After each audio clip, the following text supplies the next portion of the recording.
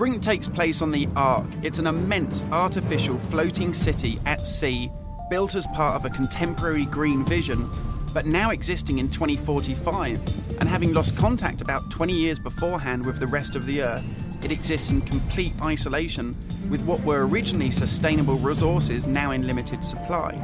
The result of this is that competing social factions have been thrown into an isolated and horrific conflict. We're heading to the Ark's airport. This was the original location that celebrities flew in and out of and had their photo opportunities, but it's also, because it's been deserted and disused for 20 years, the ideal location for me to show you a couple of the game's features in the absence of any enemies. Now, Brink uses those same familiar shooter controls that you're used to, but without the artificial constraints, because we've developed a new system that we're calling SMART. It stands for Smooth Movement Across Random Terrain. If you walk up to something that's an obstacle, just as you would do in any other shooter, you'll stop.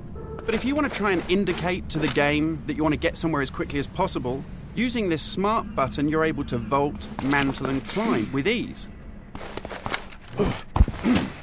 And this is a cool system for helping you navigate through the game, but it's not an autopilot. You don't enter a canned animation that you can't get out of. It's great for advanced players too. If you're approaching an obstacle, like a security sensor, and you want to make it through that obstacle without perhaps alerting the enemy to your presence, you could just look up, and you'll mantle up and over that automatically.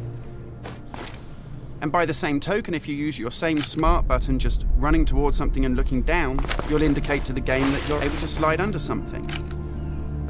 And this is really important because in Brink, we want you to be able to make tactical decisions about where you go and how you play.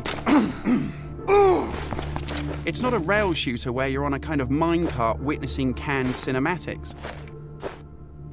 And that's important too, because in Brink, irrespective of whether you play offline or online, you can create a cool identity for yourself that really reflects how you want to play the game. So in Brink, you take on a combat role that suits your preferred playing style, whether you're on the front line attacking the enemy or perhaps at the rear doing support. You'll take part in military objectives as part of a coordinated squad. And when you complete these successfully, you'll earn experience points that allow you to unlock cool upgrades for your weapons, really cool abilities that suit the way that you want to play, and also cool outfits that reflect what a badass you are. And you can do this irrespective of whether you play offline in traditional single-player style mode with no internet connection, or play cooperatively with up to 7 friends, or go online and play fully where the entire game is full of strangers.